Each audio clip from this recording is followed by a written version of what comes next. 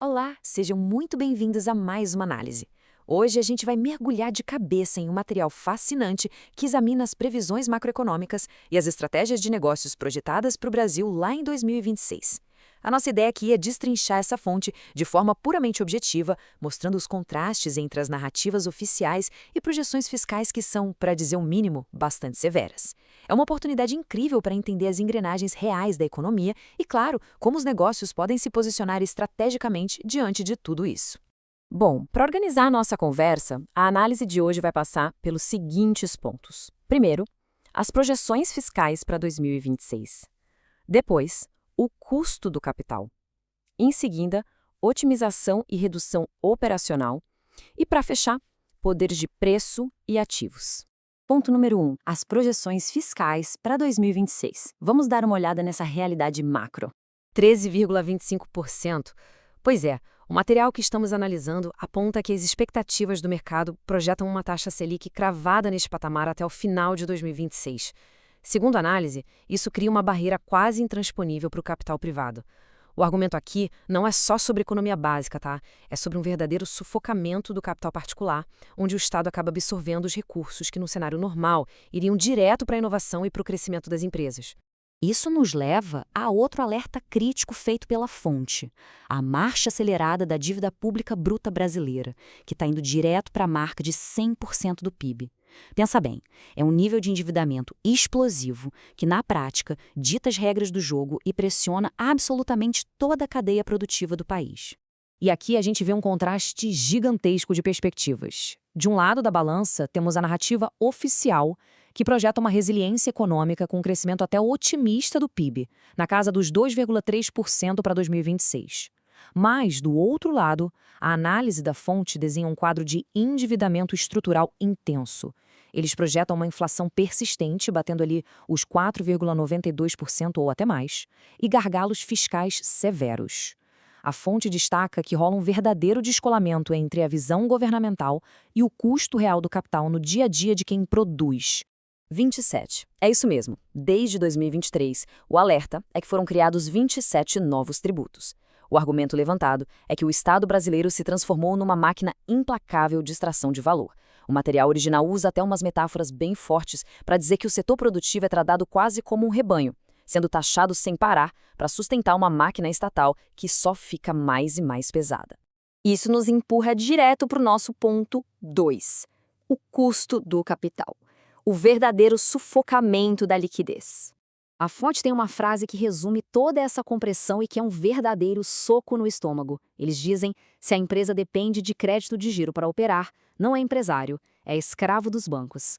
O ponto central deles é que, com o custo do capital batendo níveis estratosféricos, chegando a uns 30% ao ano na ponta da linha, depender daquele empréstimo bancário tradicional deixa de ser uma alavanca de crescimento e vira, na verdade, uma vulnerabilidade fatal para o negócio. Para explicar o porquê de tudo isso, a teoria analisada usa uma palavra muito curiosa. Ela chama o Estado de sumidouro. A premissa é simples. Para pagar uma conta de dívida tão alta, o governo lança mão de duas ferramentas: juros altos e desvalorização da moeda. Na prática, a análise sugere que isso funciona como um confisco silencioso. O Estado acaba usando a inflação para derreter o peso real da própria dívida, tirando o poder de compra da iniciativa privada. Então, como lidar com isso? Vamos ao ponto 3, otimização e redução operacional. As táticas de sobrevivência. A questão é que sobreviver num ambiente com a Selic projetada a 13,25% exige uma eficiência interna extrema. A margem para erro simplesmente não existe. A fonte recomenda algumas ações bem urgentes. Primeiro, automatizar os processos ao máximo para não depender de escalas ineficientes. Segundo, cortar na carne mesmo as despesas operacionais fixas, o famoso OPEX. Terceiro, minimizar estoque parado. Afinal, o estoque mobilizado com dinheiro custando tão caro é sinônimo de prejuízo imediato. E por último, a regra de ouro: focar totalmente na liquidez imediata, cortando aquele cordão umbilical com o sistema de crédito bancário. Mas, segundo eles, arrumar a casa não é suficiente. A análise traz um conceito brilhante chamado antifragilidade cambial. A recomendação principal é evitar manter o patrimônio líquido parado em reais. Pense bem, Se o Estado usa a desvalorização da moeda local para equilibrar as próprias contas, a estratégia de defesa lógica é a dolarização e a internacionalização da estrutura do seu negócio. Ou seja, você precisa blindar o seu patrimônio antes que o poder de compra derreta de vez. O que nos traz ao nosso quarto e último ponto da análise: poder de preço e ativos. Será que dá para fazer da inflação uma aliada? A chave de tudo aqui é o conceito de poder de preço. A fonte define isso como a capacidade operacional de um negócio de repassar os aumentos de custos da inflação direto para o consumidor, sem perder margem de lucro ou fatia de mercado.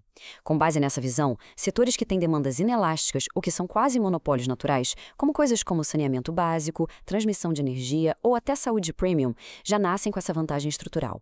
Para as empresas nesses setores, a inflação deixa de ser aquele monstro assustador e passa a ser uma aliada silenciosa.